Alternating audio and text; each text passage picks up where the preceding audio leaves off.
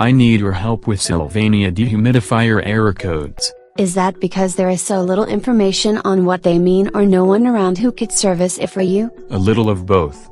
I don't know what the errors mean or what to do about it. P1 is a notice that the unit is defrosting. I wouldn't think a dehumidifier needs to defrost. It can freeze if the unit is not getting enough airflow to move cool drier air to the rest of the room, so it circulates around and gets colder. It can freeze if there is a refrigerant leak. You'd think it gives you an error code for a refrigerant leak because that is so bad. You only know there is a refrigerant leak if you dry it off and it ices up or condenses more water at one particular point every single time. That only lasts as long as the refrigerant does, and unfortunately, you can't add refrigerant because they don't want anyone but certified HVAC or appliance repair people doing that. Sure, because they want the leak to be fixed instead of just adding refrigerant to leak back into the atmosphere. Given the cost of the mechanical repair and the refrigerant, it is cheaper to get a new dehumidifier unless I need a new air filter instead. P2 error isn't really an error,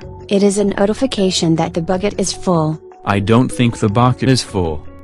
Then the bucket isn't aligned properly, the sensor and switch that detect its location is broken, or the control board has a major problem. Then I'll check the bucket because that's the cheapest thing to do. Sylvania shares some of its error codes with other units, though it is hard to find out if they are exactly the same. I can't find any error codes in the manual, and its only solution says to call for service. E1 for many dehumidifiers and humidifiers means not enough water. It is a dehumidifier.